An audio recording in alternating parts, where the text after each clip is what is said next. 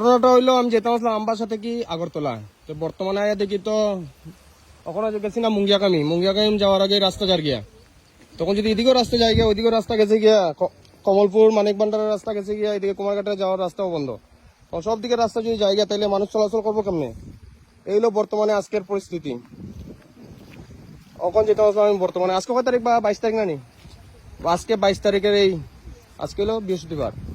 তো এই দেখো বর্তমানে এই অবস্থা হয়ে রয়েছে। আমার গাড়ি তো পারাই গেছে, কিন্তু ছোট গাড়ি তো লাগিয়ে যায়। এদিকেও অনেকটি গাড়ি লাইনে আছে। গাড়ি এখন কেমনে এই রাস্তাও যদি নতুন নতুন রাস্তা সব বেশি দিন হয়েছে না, কিন্তু কম দিনের মধ্যে রাস্তাগুলা সব হয়ে লাভ নাই, একবার অবস্থা নাই। তবে ঝুঁকি নিয়ে গাড়ি লইয়া চলাচল করে কখন হইলো অবস্থা, কিন্তু রাস্তাটা জায়গা নিয়ে ওইটা হলো কথা। এইদিকে 10 নামার আশা আছে, দেখো এদিক থেকে যদি 10 নামে তাহলে বহু সমস্যা হইব। কিন্তু গাড়ি তো ছোট গাড়ি বড় গাড়ি তো চলে এখন বর্তমানে, কিন্তু কোন সময় রাস্তাটা যায় গিয়া আমি আগরতলা দিয়ে ঘুরিয়ে আইতে রাস্তা পাইমুনি না, এটা একটা কথা। নতুন নতুন রাস্তা বানাইয়া গেল না 1 বছর, এই সময়ে এই রাস্তার কাহিনী এমন হয়ে গেছে। এখন তো অকন যাইব লাগে আমার, এটা তো অকন যাইব অকন যায়। বৃষ্টি দিলেও তো রাস্তা লইয়া যাইব ইয়ে লাগে আমার। দেখো বর্তমানে অবস্থা, কিন্তু খালি গাড়ি তো যাওয়ার চেষ্টা করে, কিন্তু ছোট ছোট গাড়ি ওইদিকে তো লোড গাড়ি বেচান আটকে রয়েছে। এখানে এদিক থেকে তো যাওয়ার কোনো সুবিধা নাই। তবুও যার দেখা যাক কেটা হয়। বড় বড় গাড়ি তো আইছে, কি হইব আমরা ত্রিপুরাবাসীর রাস্তাঘাট নিয়ে? এদিকেও বন্ধ এদিকেও বন্ধ হয়ে যায় যদি এখন, তো মানুষ কি তাই হেলিকপ্টার দিয়ে চলাচল করবো না? রাস্তার কথা কয়ে লাভ নাই। দেখো বড় বড় গাড়ি আইছে, দেখা যাক যেতে পারেনি। এটা মানে তো একটা ট্যাক্স লাগছে, মানে জেসিবি লাগছে কাজও, কিন্তু জেসিবি কাজ করে কি কার্য করবো আমি ওইটাই বুঝি না। জেসিবি এই 10 রাস্তা যাওয়াটা আটকাতে পারবো নি, ওই তো একটা কথা।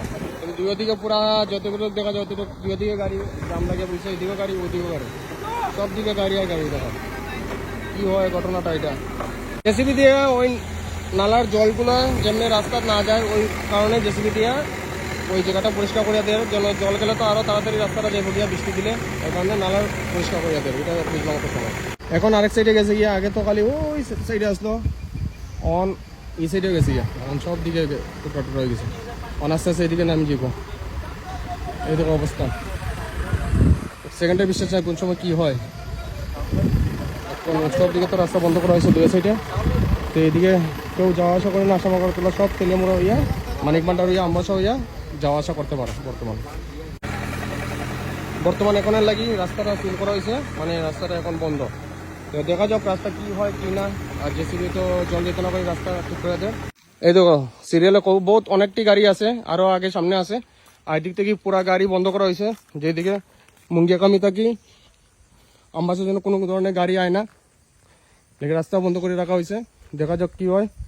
রাস্তাটা কোনো আছে যাইব গিয়া, তখন টোটালি সব গাড়ি ঘোড়া বন্ধ।